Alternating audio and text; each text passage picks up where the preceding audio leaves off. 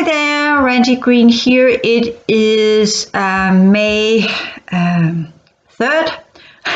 Sorry, I was just a little bit preoccupied with shifting around windows on my computer.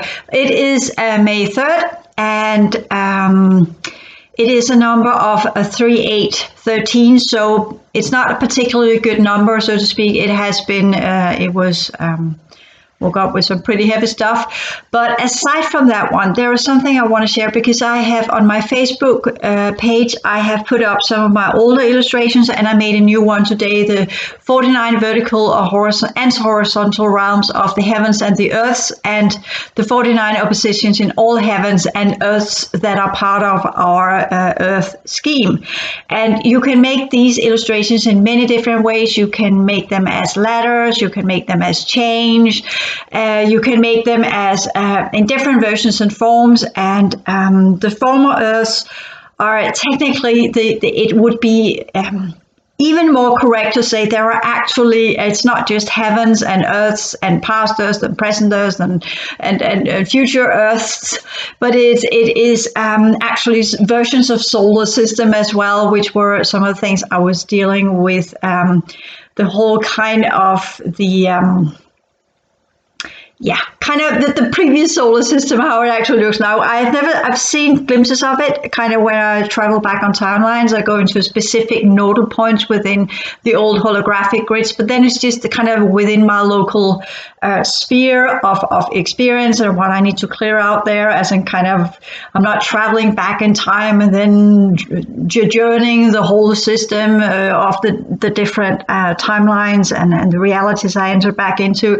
But it's just always kind of something that, of course, is lodged in as an experience within my personal influence sphere, my perception field, and similar to as if you have a childhood memory and you do meditation upon it, you go into your theta state, you slow down, you go out of your daily awareness and you go down and you go into the memory and you look around. You'll typically just be in your room or whatever's going on there, as in kind of glimpses of previous situations that holds energy patterns and information for you. So it's not a matter of, okay, I go back in my childhood memory. You can do so. You can try do this, find a nodal point in your childhood home. Put your consciousness structure, expand your awareness back to that time and place, sense your body, sense where you are, feel that memory, and then you can literally do some kind of an astral projection with that one, rise up and then move around in the house and try to remember how that felt and how it felt, because that's cellular memory. You have these memories within your cellular structure, and they're tied up to emotional patterns, but you can't really experience anything new. Even though you go there, you do an astral projection back, it will still be using whatever material you have lodged into your astral field or your emotional field, where again I will make the distinction. The emotional field is the one that is connected to your psyche, where you kind of have your feelings and how you respond to whatever's going on electrochemically. That's your emotional field. Whereas the astral plane is where the imagery comes from, as in kind of you have an emotion or you hear a piece of music, and then you have this image that comes up, or you have this yearning or longing, or you hear a piece of music and you remember an earlier boyfriend or earlier girlfriend, and you have the emotional reaction, but at the same time you have the images. These images are part of the astral plane. They're not mental. Mental are abstractions, and this is why I have made this little visual for you, so that you kind of understand a little bit of the difference. But when we talk about the whole traveling back on timelines, what does that mean? What does that imply? That is, of course, that you have expanded from your psychological structure, your emotional field within this lifetime, have worked your way through the different levels of the distortion fields and whatever is part of your astral plane. plane, and if you're astral field, and if you go with the Beta material, there are 7 sub layers of the astral plane. It goes from a very dense state close to you, which is part of what creates the imagery of your mind or your emotional field. When you remember something, we know it's part of the hippocampus, so therefore the hippocampus must be connected somehow to the astral plane as well, so it must have that level. But the hippocampus and memory setting actually also have a higher aspect to it, which is part of your original memory. But that part of the hippocampus will not ignite until you have created the brain enzyme. And you're saying, hell, what's the brain enzyme, Randy? How do I get that one activated? And I actually explained that in the whole transition class 1, where I have created videos on how to activate the brain enzyme, or you can read the Beta material and find the solution there yourself. But what I explain is how I did it and what happened to me and how that felt. And that brain enzyme begins to restructure your brain capacity. Short term of it is technically that you are able to create the 3 main centers of your brain, what is functioning inside your brain around the pineal gland, around the pituitary gland, and around that center you call the alta major. And these 3 must connect and rotate together, first between the pituitary and pineal. Once these 2 work and have been cleared in the right way, they're kind of small chakras behind them. Once they begin to ignite and wheel around, they will create a specific type of enzyme that alters the brain chemistry, from where the brain chemistry can create what is called the alta major. And once that one goes, you can begin pulling in through your purified chakra system that at that time has elevated itself above the diaphragm into the alta major, from where that will be processed through your main portion of neurons, which will then literally push it all into higher structural levels of your brain. So this is, again, when we talk about inner sight, inner hearing, other senses, higher senses, and what does the Ajna do, or the Aina, if you want to call it that one, and what does the crown do, or the pineal gland that's connected to the crown, what does that actually involve? And there are 2 levels on this one. The Aina is technically the one from where you perceive all realities. That is the all-seeing eye. That's the one, that's the eye of Shiva, that's the eye you can look into things with, but it's also the eye you use when you destroy energy forms. So this is important. So the Aina is both astrally connected, but it's technically also connected to thought forms, or what we call manas, or the chitta, that type of energy that creates thought forms. And I always talk about thought forms, and it's easy to imagine the emotional patterns, and they are like kaleidoscopic patterns. And we have thousands and thousands of imagery out there that means something to us emotionally. But most imagery that are out there in the internet, or people are using this and whatever, it connects to the emotional level. It's always something that you recognize from your normal human life. It's not something that you have to contemplate upon. If it's a dove, or it's a leaf, or it's a child, or whatever, you know this. You already know the emotional content of these things, so you're not really thinking much about it, or rainbow, or whatever. There's a huge emotional value system to most of the images in our world, and they are highly astrally infused. They run a specific type of emotions. They use specific type of colors. Colors are defined by the frequencies. The frequencies connect to specific electrochemical systems, which then activate specific functions of your brain, all connect to the limbic system, which then goes in and affect the different gland level. And all of these sciences were some of the things that the old, or the ancient practitioners of Kala chakra, and I will use that one because the Theravada did not work with the chakra system as we know of it. It was a philosophical contemplation, meditation technique we don't really know much of. We don't really know how the Buddha was practicing the Eightfold Path. How did he come to that information? It said he sat under the Bodhi tree and he meditated. What did he do when he meditated? Was it just information that came in, or was it through reflection, or was it through inner awareness, stillness, mindfulness? What did he do? Did he use the chakra system. We know he used to be some of the students of some of the gurus, which did use the chakra system, but it's not explained in the old material. It is in the later forms of Buddhism, then it is incorporated, but we don't really know. He does not say in his speeches, and we can always discuss whether or not these are his speeches, but he never says use that chakra or whatever.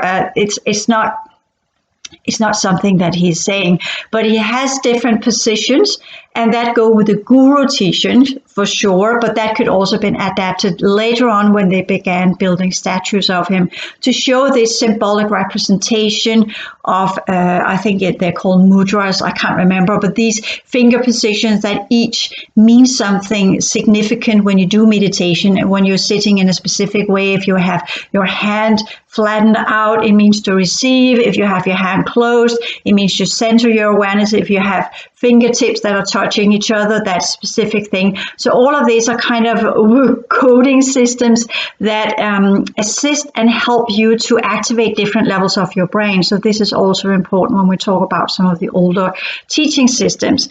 The more visual it is, the more you're using astral energies. The more abstract it is, the more you're using mental energy. So if you're doing finger positions, as in putting your forefinger and your thumb together on both hands, and you're trying to feel the energy of what that is, it actually goes with the heart field. I feel if I put these two together, there's an enormous amount of energy that runs into my heart, and it is. I get right away, this is the white Aryan Shiva type of, or white Syrian type of it uses the meridian system. That's how I'm doing it while I'm talking. So it's kind of, well, that's interesting. And it goes with the different prana triangles that are, you have 3 prana triangles of your body that runs the etheric field. So these mudras, or these putting the fingers together, are actually they're all centered about running specific levels of your meridian system. I'm just experiencing something. What the fuck? It's very interesting, because I was just looking at it. I was thinking at the Buddha at the same time. So this is me exemplifying right away how you can use the thought forms. Because when we do this, if you're doing any of the older teachings, most of the time you will be connecting to the astral version of it, and they are so full of all sorts of weird shit, and they kind of always give an emotional reaction, and it's not really something that gives you higher awareness. It's not scientific. It's a good way to clear out your astral field. You have to work your way through it. But I'm the one that is going to tell you, okay, we kind of been there, done that, but you will still do that. But I'm showing you some of the way into the higher mental states that we need to get into when we talk about science, because it's easy for me to say you need to be scientific, and you just did the 1611 talk on heaven and earth, and the last one I go in and tell you this is what you need to do. So already done that. So now we go into more little details, and I could make classes of this. But I actually feel that this should be on YouTube, because this is just me going into older levels of teaching systems that are already out there on the internet. And that was when I began in 2014. That was actually some of the work I was doing. I was trying to clear out the clutter and those of you who have affinities to specific systems, you will go that way. Those of you who are most of what we call 6th ray and the 4 and the 6th ray, you are more prone, or 2, 4, 6, you are more prone to these new agey love and light kind of techniques, where you're very dedicated and you're very emotional about it, you're very compassionate, and you're using a wise wisdom where it's all about loving thy neighbor, loving the next of kin, and trying to be a good person and all these kind of things. And then there are what we call the 135 that actually technically goes up to 137, but let's just do the 135. That goes through a use of your mental capacity, going through the enormous amount of energy that you can utilize, how to utilize it. But instead of using the love and wisdom, you're using sciences instead. You're not using dedication as you're devote to your belief system and your astral and whatever's going on, and most of the time you're using the astral plane and the astral field. That's the 2, 4, 6 and the clearing process of that one. But when you go into the other one, that kind of goes with the scientific level of things and how to actually work with energy to transform it and transmute it. You can say you do know when you do the 2, 4, 6, you are transforming energy, but you're using dedication, you're using meditation, you're using contemplation, but it's all centered around the heart field where you have the love and wisdom of the second ray. Whereas when you go into the 1, 3, 5, that's the kind of a little bit of the dangerous path, because that's the one where the dark ones kind of get lost there.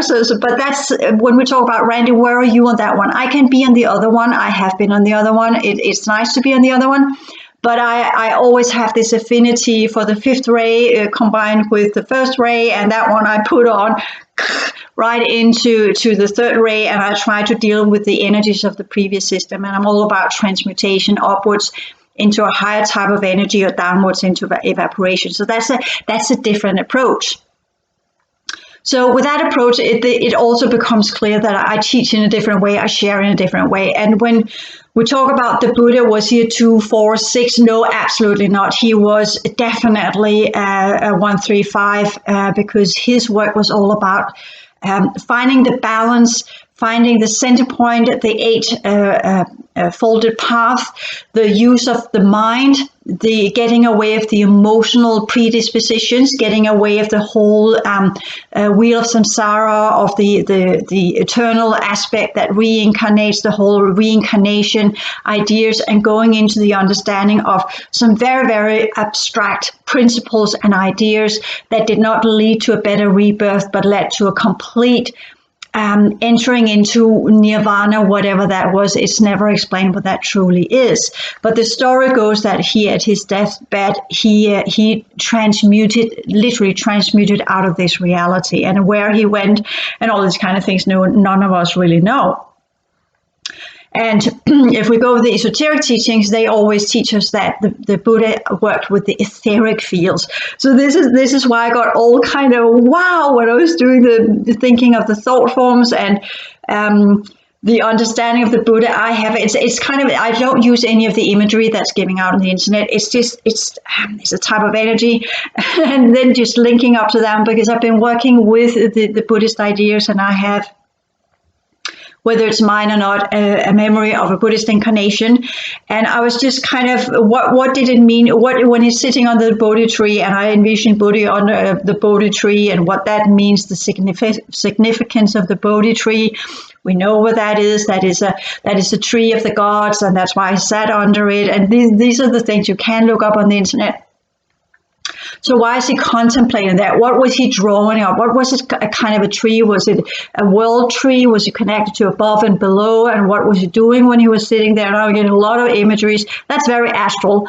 But and when I begin doing that, then where am I pulling in energies? Am I pulling in energies from the astral plane because they are now imagery? Or am I pulling in energies from a higher level? And this is one of the funny things. It's actually a combination of both. But it gives me a memory I didn't know I actually had. So it's not that you have to shy away from everything from the astral plane. You just need to be discerning when you do so. So you actually know these are cords of energy you can use to draw in something to unfold a higher capacity in you. Always know it will come with a polarity. It will smack you in the face afterwards. But because it will, when you attract light on the astral plane, you also attract the shadow. It goes with that one. So that's why when we talk about, when we really want to do the expansion of our higher awareness, it must come up to the mental plane, and it must come up to the mental field and the higher level of our reality. And most of this is actually shown in symbols, and that's where they come in: mathematics and symbols and frequencies and radiation and all sorts of abstract level that are working with a different type of chemical system in the brain. It's a completely different, it's this cerebrum, where you can say the emotional goes with the limbic system, and that is closely connected to the amygdala, the fear system, and the gland system. Whereas the cerebellum or the cerebrum, the big brain, the gray matter, which is actually pink when it's flooded by blood, then it is that's a completely different capacity. That's where you are working with what we could say what is distinctively part of the human evolution. That's another good way to put it. Animals have astral field and emotional field as well, because they are many of the animals have actually older souls that used to be part of humanities from previous stages of our evolution, and all of these kind of things. So they are definitely some of them probably dating back to Lemuria. I wouldn't be surprised. You can say if you go with the esoteric teachings in Lemuria, you only had the form and the etheric field and the emotional field, whereas in Atlantis we did have the Lemurians did the first part of that one, and then in Atlantis the mental field were coupled in the very, very vague infantile mental field were coupled to the astral field. And of course, it had its contamination and its issue from the Lemurian time. And once the mental thing came in, as we know, the planetary hierarchy developed through crisis. Well, it all fucked up, so it didn't go so well. But we're still in the process of developing our mental field, and that's where I want to go in a little bit and give you some of the other sides. Of course, I am alluding to what you can find in the Bailey material, but I'm here using my 100-year later understanding coupled up with what I have experienced, the sciences we have today, and how I perceive things and what I remember and what I could see as usable for you to understand this, because the Bailey material is extremely abstract, and I remember when I read it 15 years ago or something, I almost fell asleep on every page. Whereas when I read it now, because I have gone through so many different experiences, it just clicks in. It just yeah, I got that one. Yeah, okay, that's good. Yeah, and then I just read one page, and then I use the rest of the day to contemplate upon it. So what does it mean to contemplate? Contemplate, again, we work threefold. We work physically, emotionally, and mentally. That's the structure you need to have. And then you need to understand that these three levels of you, they are to be transformed into a higher level of awareness. This is what you do with your three lower fields. You need to have a body that is functioning and working correctly. If you're too hungry, you can't, all of your focus will go into hunger mode. So you need to take care of your body so you can do whatever you need to do. And you can say when we do, if we do the meditation positions, and if we do sit down and do meditation, that is usable in the beginning, where you don't have this clear distinction between the three fields. There you can sit down and silence your body in a specific position where you focus on either the fingertips, which we now know actually activates levels of the meridians or the etheric fields, which is the meridian system is part of the etheric fields. There are 4 etheric fields, but the meridian system is the one closest to the body that's connected to the central nervous system and the gland system and the lymphatic system and the whole health system, and you want to put it that way. Whereas the nuts and bolts, where the other 3 levels of the etheric field are part of code systems, that some of them go into one of the fields go into the astral plane and are fueled by the energy there. Another one goes into the mental field and are fueled by that one. And if you use the meridian on the physical level, and you use the etheric field on the astral, and you use the etheric field on the mental, and you're using this correctly, well, then you can transform the meridian system into be able to work with, instead of just upholding these 3 fields under the control of the different technologies or whatever, you begin to transmute this into what we call a higher level of vital force or life force. And once you have done that transitioning, the 3 prana triangles, that you can figure out what that is in the Bailey material, it's actually described in the book Tea Trees on Cosmic Fire. Then that ignites, and that's where your body is not just some shut down dormant energy system, which the chakras are all focused on the gland and the electrochemical processes and the brainwave structures. There you suddenly begin actually to produce energy, and that is where things really, really start to kick in and change everything that you are, literally beginning to expand yourself outside the 3 lower fields. So what are the 3 lower fields for, aside from keeping us imprisoned and part of this system and under different types of control systems and whatever? They were originally part of what's called the cosmic evil, the division of the cosmic evil of the previous civilizations and previous solar systems that were part of our physical form and that were part of the project.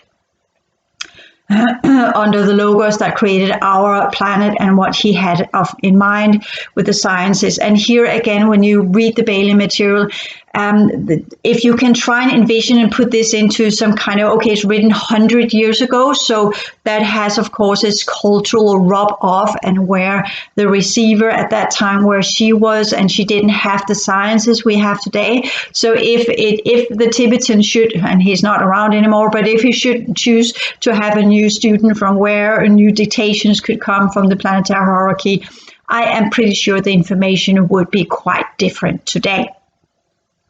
But there are some good distinctions. And this is, again, the distinctions between the different fields, the understanding of the different fields, how you're working with what you have on the normal human level, the transformation processes, what you need to go through these processes, that you'll build up of many different layers.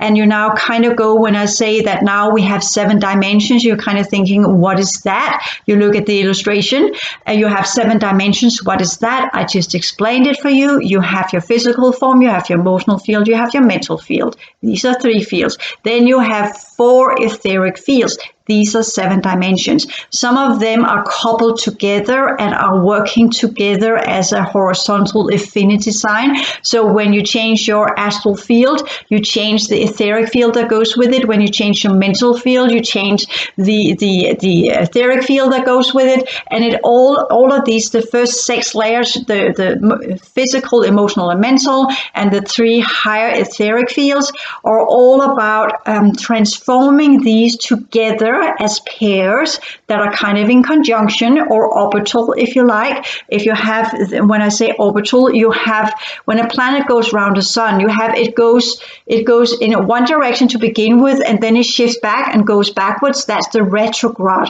And you have the same thing with the fields and how they work together between the etheric and the different, the astral level and the etheric and the mental. And this is where you need to understand when you're working, for instance, to do a little bit of a color understanding. When you're seeing the etheric field behind humans in the physical form, it typically for most people come as either gray or slight purple or slight blue or slight yellow. And these are some of the fields that are combining there. If it's a blue yellow, it's a more mental oriented person.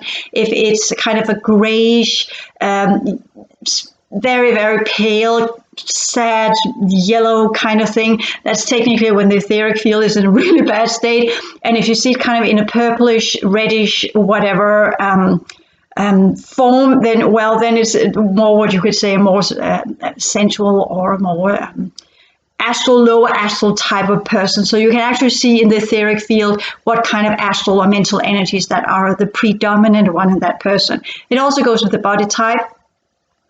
The slimmer, the higher, the taller, including the astrological sign, all depending on when people are born, kind of defines if this is an air person or fire person or an earth person or a water person.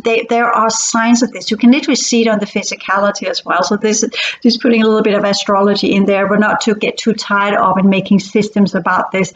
It's just a sort of reading you can do, and it's once you understand these different thought forms and ideas and astral conceptualizations of things, well, it's easy to classify things. It's not necessarily that it is so, and oh, you're such an earth person and you're so grounded and whatever. That has absolutely nothing to do with it. It's a matter of density levels.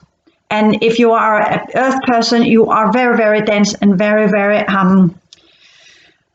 difficult to shift anywhere. It's not a psychological trait, it's a molecular trait. It's something about the atomic structure of the human and how the etheric fields work and what is of karma there. Because where's the karma lodged in? Is it in the astral field or is it in the mental field? Well, technically your astral field and mental field are produced by the joint fields of your mom and dad. That's why we have psychological traits. That's why we have epigenetics. That's why we have inherited traits from our parents, which most of them, of course, are socio-psychological depending on time, environment, and the psychological environment you grew up in, including the culture and the society you're part of. And then you have, of course, the more what we could call how much of the genetics or the switches on and off of the proteins and the enzymes that are activating specific codons or groups of the DNA to create specific enzymes that then activates in a specific way that gives specific traits, how much of this is inherited and how much of it is actually environment. So this is again nature and nurture, as is typically said. And this, most of what we kind of understand is that we could say the majority of it is not genetically, it is actually more epigenetics. It's the environment, it's the circumstances. And it goes also with the environment when you're a fetus in the womb of your mom. But that was not where I wanted to go. But just so we clarify that one, that's what science can see. What I'm here saying is we go behind science. But it is connected. It does not exclude each other. It's just a different level of the same scale. So if you go a little bit higher up and you say behind the emotional field is the astral plane, and behind the astral plane there is an etheric field. And if you go with the mind and the brain capacity and the brain waves and what science can measure, then behind that you have the mental field where you have the thought forms and belief systems and what you have coded in. That's technically part of the neural network, but the extension of it. And then behind that you will have what we call the mental field, and that is where we begin to have this abstract level of information that goes with the higher level of the etheric field. So with the understanding that the etheric field that is connected to the body is the meridian system, and that is just the normal life force. The etheric field that is coupled to the emotional field, that's a code system. You get your emotional field, that structure, from your parents, both of them, because they join fields when they have sex and you get created, or the fetus and the cell, the zygote, is a combination of the energies of mom and energies of dad. And we know that the dad is the deliverer of the codes in the sperm, and the whole cellular structure, the mitochondria, the cellular fluid, the cellular organelles, the cellular everything that goes with that comes from the mom. The sperm does not have this. It's just a pure code thing. So this is where it comes in, and he comes in and he adds in a little bit of chromosomes and DNA and stuff, but the rest is built out of the mom's field. So therefore children are more or less built out of whatever their mom was and the interaction she had with her mate, and how well and how bad and whatever that was. That's part of your emotional field. That's technically part of the epigenetics. That's what codes your DNA, aside from the pure coding that happens in the zygote and the division of the earlier versions of the brain cells, because as you know, when the zygote divides, it actually divides into brain cells to begin with. They're all intelligent and can run on different forms of energy, and then it divides into actually 4 different levels of the brain, I think it is, and then that goes also into the spine. So look that up, how the stem cells divide themselves first as brain cells in creating the structure of the brain, and then it divides out and creates, it's just a rough structure, but then it goes out and creates the skin and the organs and all these kind of things. It has a specific process, but it's very interesting.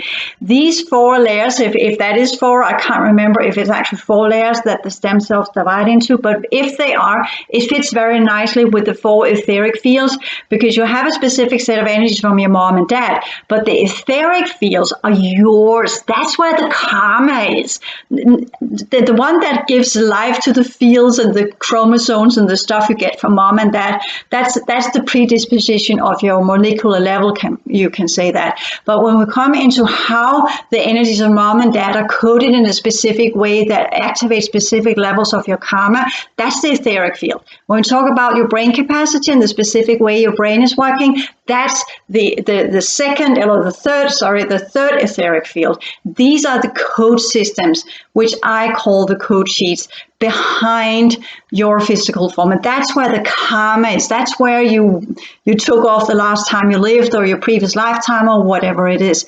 And if you can combine these things and clear out whatever you got from your parents, and clear out whatever you got from this life, and clear out whatever you got of psychological issues, work down to your subconscious and begin to work with your previous lifetimes, then you begin to work with the code fields. But you will still get it in emotional imagery. You will still get it through the lenses of the astral plane. So you will still work With that level, when you do previous lifetime, you work with the etheric field behind the astral plane, including what it ignites in the astral field of previous lifetimes, but you're working with it in the same way as you're working with memories of this lifetime. So when we are moving a little bit up and we're going to say, okay, this is about the astral, not the astral, but the higher level of the mental field, and not just a brain capacity as in remembering this and that and whatever. And I was never good at this, not even as a kid. I know I was not good at school, but that was because I was always up until 3 o'clock at night, and I was tired when I went to school, and I was very too sensitive, so I was always in a slight state of stress. And we know stress lowers the brain activity. And this is where when we talk about meditation, you can say when you do meditation, you go into a theta state, you are shifting from the alert awareness, the alpha awareness, and you shift from into the parasympathetic nervous system where you relax.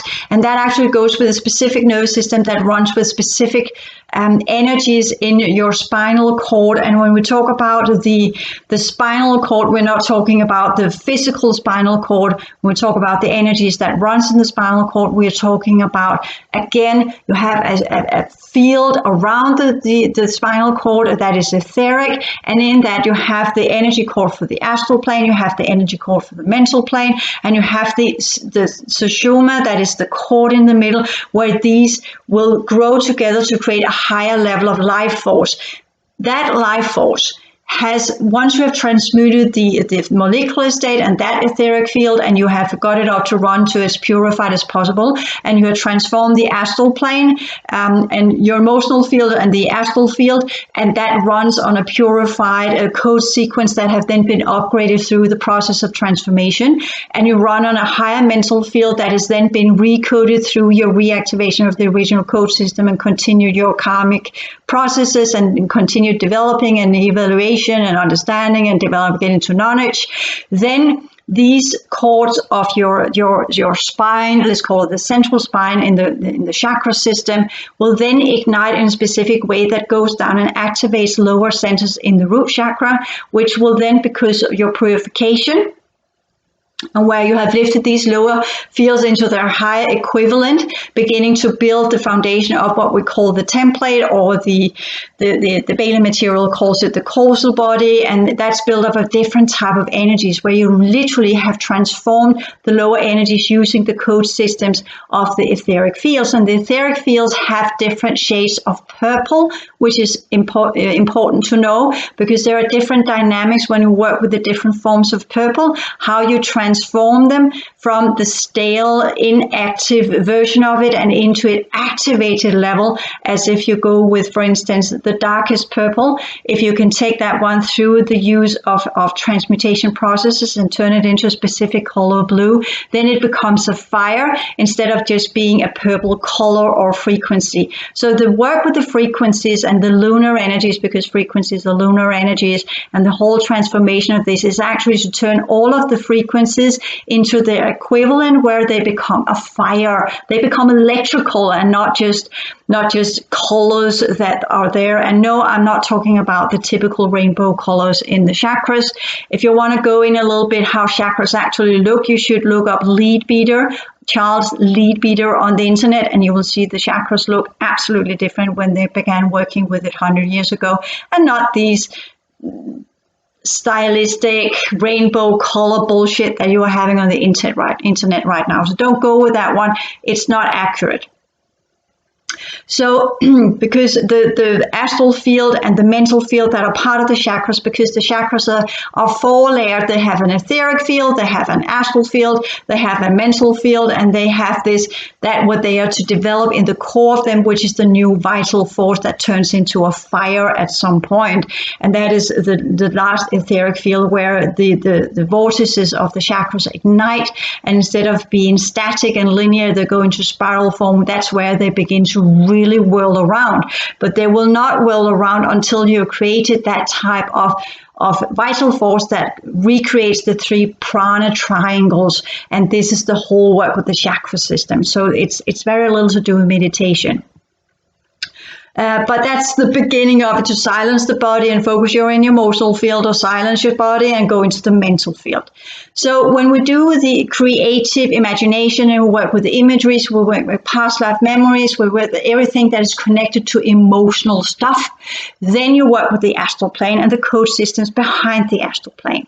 The emotional field, that electrochemical that ties into the body, the astral plane that goes with the field you got from your parents, that are connected to the code layers, that are connected to your karma and what you were before you were born. And you can always say, if you want to do the astrology, that's technically, that links into that one. And that's where you need to understand the 4 elements and where they fit in, that earth is the molecular state, that fire is the mental state, water is the emotional field, and air is the ether. So this is very important when you talk about this. Mental is not air, mental is fire, because mental is supposed to transform things. So you are in the emotional field, you are feeling things, you're sensing things, you're seeing things. So mental energy is transforming things. It is using symbols. It is using abstract ideas, which a symbol technically is, to transform things, to imprint the astral energies, to imprint the etheric field, to make it upgrade, to make it do something. That's what you do with your mental field. So when I created this little illustration for you, and let me see what the time says. Good, I will do that in the second video, where I will talk about this illustration I made and how you can actually derive information from it by contemplating on it, and what does it mean to contemplate on something. Thank you.